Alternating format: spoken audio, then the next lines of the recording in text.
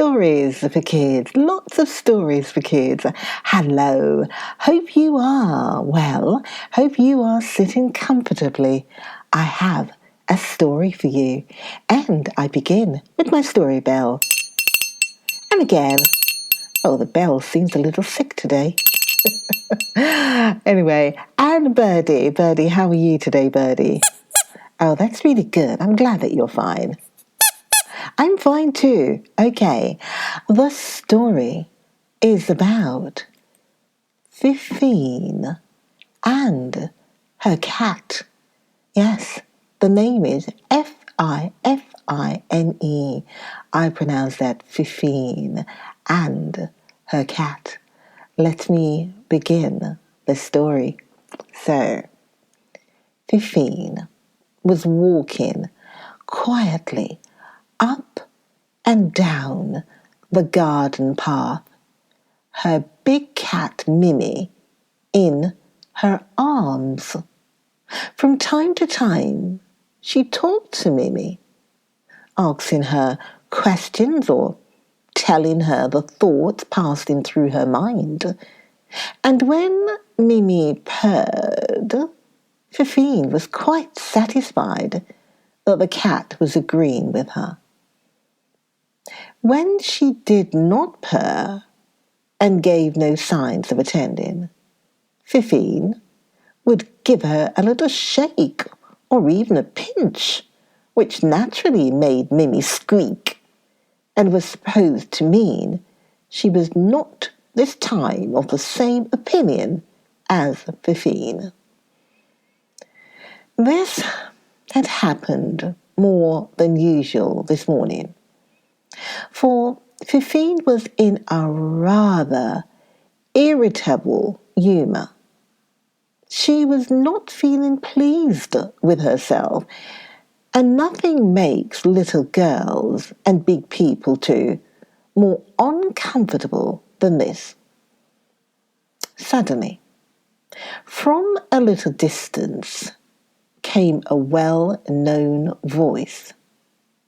"Fefine, my child," it said, "you have not come to the little gate to wish me good morning." And looking up, Fefine saw a tall figure, all dressed in black, standing some way down the path. It was her kind friend and neighbour, the old curé or village clergyman, whose house was at the other side of the high garden. In general, Fefine was delighted to see him, but this morning she walked towards him slowly, making a sort of pretense that Mimi was too heavy for her. "Where is Madeleine?" said the clergyman, his voice sounding grave. Madeleine was Fefine's sister, and 2 years older. "She's not ill? Why is she not with you?" She's in the house," she replied. She had glanced up for a moment in his face, but the serious look in his eyes, generally so kind and gentle, made her quickly turn hers down again. "You will not tell me why she's not playing with you as usual. I see," he went on very gravely. "Shall I tell you? It is because her little sister got into a passion with her, really for no reason at all. Would one believe it? This little sister slapped and knocked Madeleine and called her many naughty names. No wonder Madeleine stays in the house." Fefine forgot her shame in astonishment. She stared up in the old gentleman's face, both her eyes and her mouth wide open. "How do you know?" she exclaimed. "We were in the house in our own room. No one was there. And I know, sir, Madeline has not seen you this morning. Besides," and here Fefine looked down again. "Madeline would not tell." "No, you are right, Madeline would not tell, and did not tell. A little bird told me, my poor Fefine, and it was sad news for him to carry this lovely morning."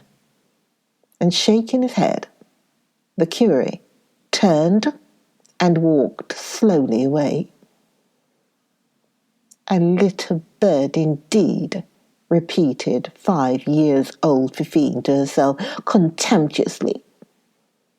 "That is what they tell babies. I know better. A little bird only means somebody told. Besides, there are no nests on that side of the house. Who could it be?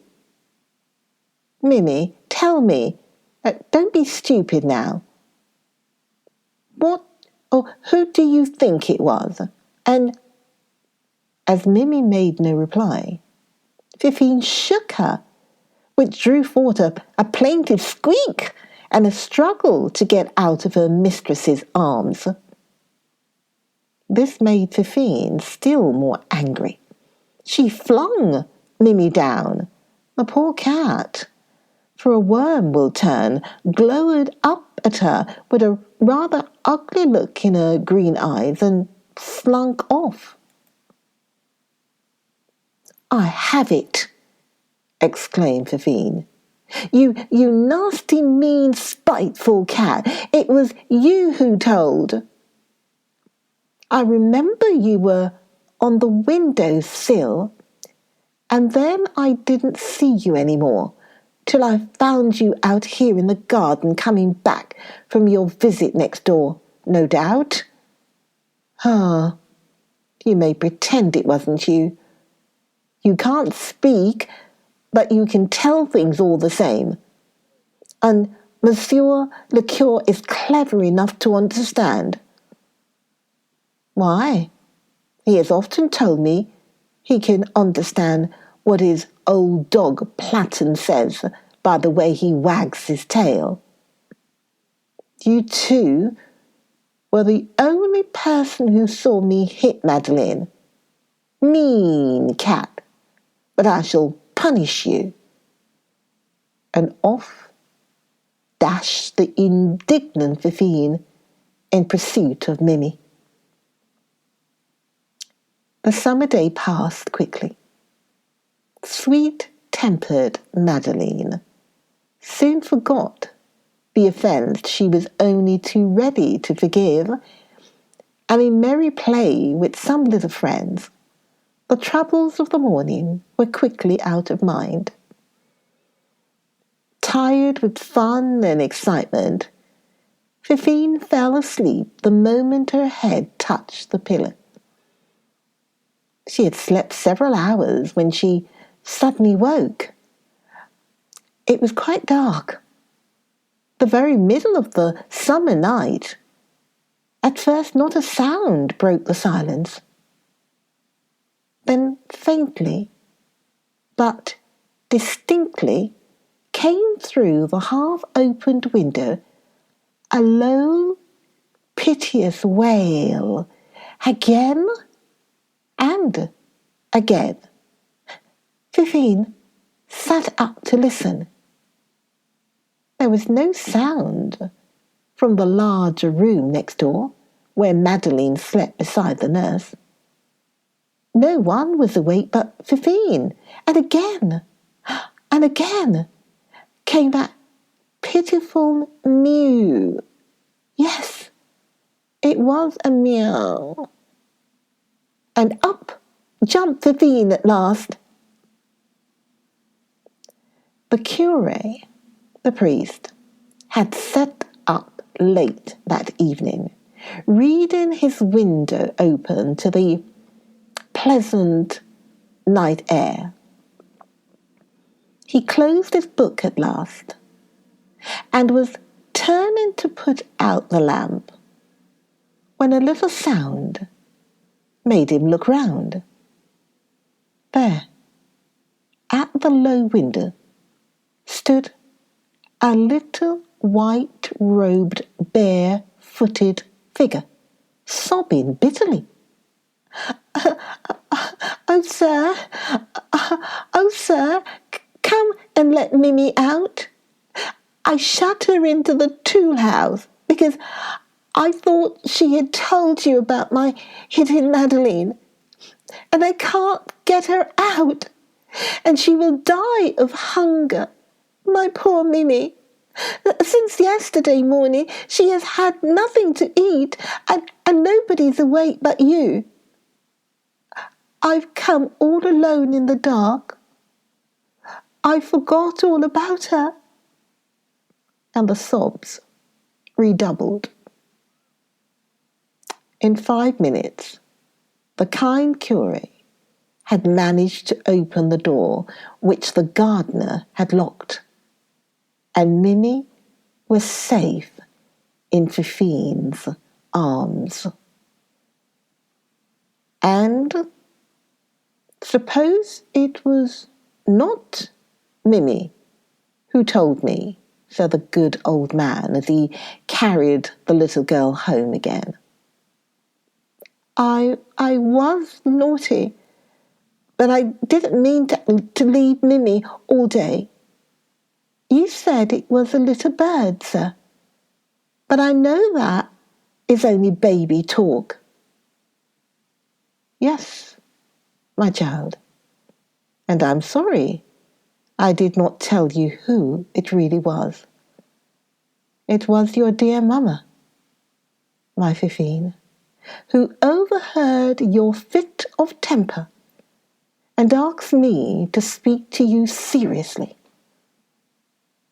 Will this be a lesson to you? See what angry temper leads to? Hurting your sister and nearly killing your poor cat. Forgive me. I will try to be better. Indeed I will," sobbed Fefine.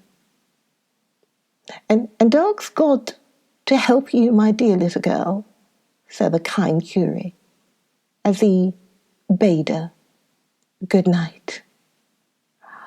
"Oh, dear Fefine, but I'm sure she is. She's very sorry. She's very sorry. She loves Mimi. Why not? Birdie and Birdie. Hello, Birdie. Bye-bye, Birdie." All right, okay. That's the end of the story of Fefine, and she is very sorry. She wants forgiveness. So do join me for more stories for kids. I'm coming back soon with other stories. So look out for them. I'll be back soon. Okay, bye. Take care. Be good. Be very, very good. Bye.